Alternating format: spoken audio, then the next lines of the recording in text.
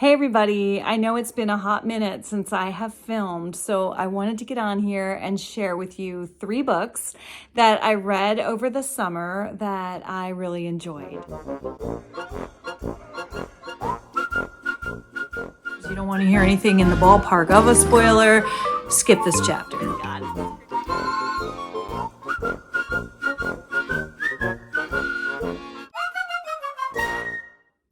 So hi there and welcome to Book Talks with Miss Thomas. I'm Miss Thomas. And if you are new here, please subscribe. And if you are returning, thanks so much for rejoining me and welcome back. And thanks also for your patience because I'm a teacher and I've been really wrapped up in getting settled with the new school year. I feel like things are finally starting to fall into place and poking my head out from above the water, and I'm ready now to talk about these books. It's been a while. I read them over the summer, but I haven't had a chance to get on here and discuss them. And so let me do that now. First book I want to talk about should come as no surprise to you. It's another one of those kitty cat books. I love these books. They're about this little kitty cat named Elvis. He's so cute. And they're from a series, the Second Chance Cat Mystery series, in which Sarah Grayson runs a Second Chance store. It's like an antique store where she finds things like from estate sales or even from dumpster diving, and she sells them in her Second Chance shop with these little old lady friends of hers, Rose and Charlotte, and then there's this other elderly woman in the community named Liz, and Liz's granddaughter Avery works for the shop. And Rose has a boyfriend named Mr. P, Alfred P. I love this series. I love the characters. It feels like coming home when I read one of these books. And I especially love Elvis because, you know, Truffles and I were cat people. Well, I'm the cat person, Truffles is the cat. But I love cat books. And this one, Elvis, he just has a real personality. And Elvis usually has a large role in solving the mystery. This book is called A Whisker of Trouble. And in this one, a man dies and he's like this old coot and he's kind of a hoarder and he was pretty unpleasant. And he has a wine collection, among other things. He has a train collection, a wine collection, just a ton of collection. So Sarah goes to this house to try and clear it out and see what she can take and sell in her Second Chance store when there is a man found dead in the house. And it turns out that man is a wine expert and he's looking at the wine collection when he is killed mysteriously. And so, of course, Sarah and Charlotte's Angels, because Charlotte is one of the elderly women and that's her detective group, they get together to try and figure out how this man was killed and, you know, what actually happened. Now, this particular book I especially enjoyed because in this one, there's some scamming perpetrated upon the elderly people. And of course, the elderly characters in this book turn the tables there. It's like a pyramid scheme that's intended to take retirement money from the elderly, which is, of course, atrocious.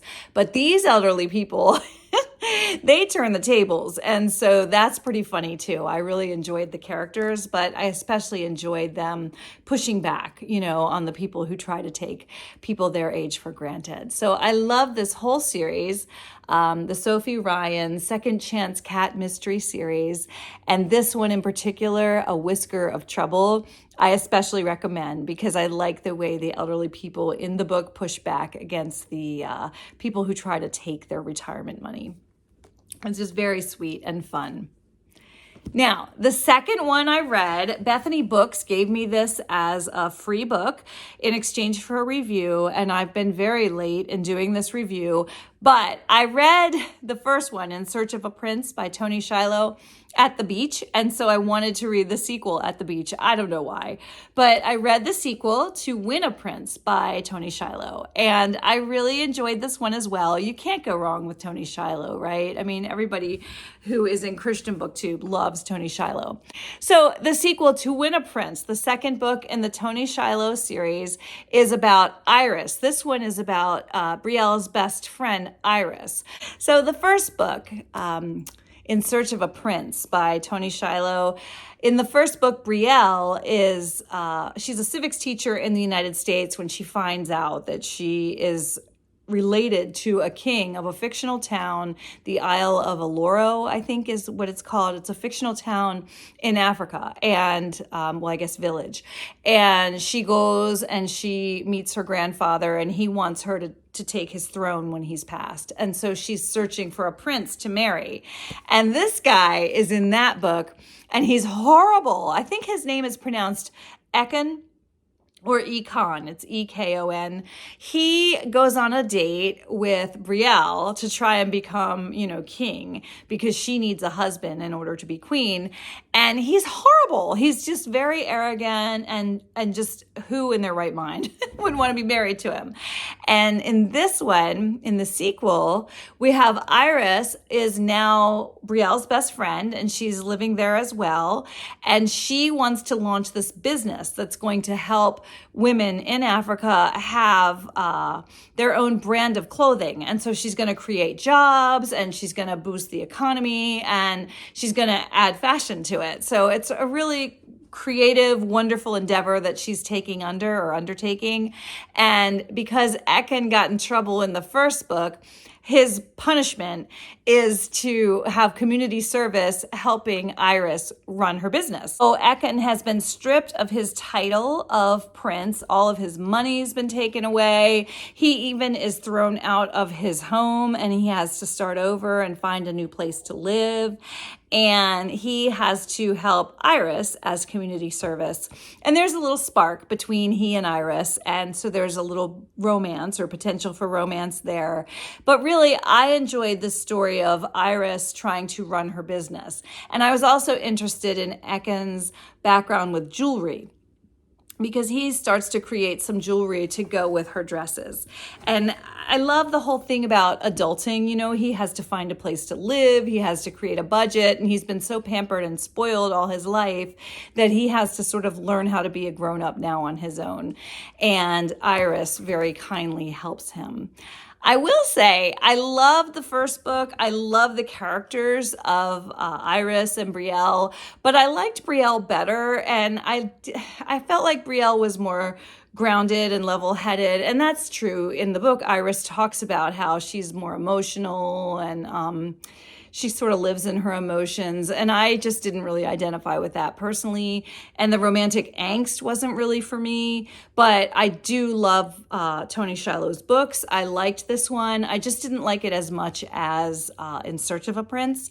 However, because of the fashion, this idea that Iris has where she's trying to launch a fashion business, I found myself telling a student about this book, and she wanted to borrow it. So another reason to film this video so I can bring this book to my student and let her enjoy it. Because that's what books are for, right? They're to be shared and enjoyed. The last book I want to tell you about is definitely a 5-star read. I really enjoyed this book, and I won this book from Melanie Kilsby. She was a booktuber. I guess she still is a booktuber, but I haven't seen any videos lately. I know she's still active on Instagram, but Melanie Kilsby is a booktuber who lives in Canada, and she gave away one of her favorite books, and I won the giveaway. And I also really enjoyed this book, and it's in a series, so I'm going to continue with the series. So I will keep you posted. Stay tuned. But the book in the series, it's called the Elite Guardian series. And this book is called Always Watching by Lynette Eason.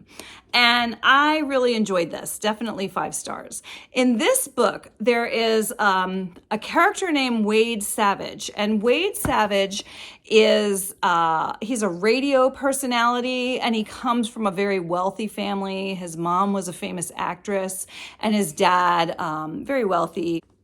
Wade's dad secretly hired Olivia's company, the Elite Guardians, to watch over and protect his son, Wade. So Wade doesn't know that these women are watching him as bodyguards and protecting him.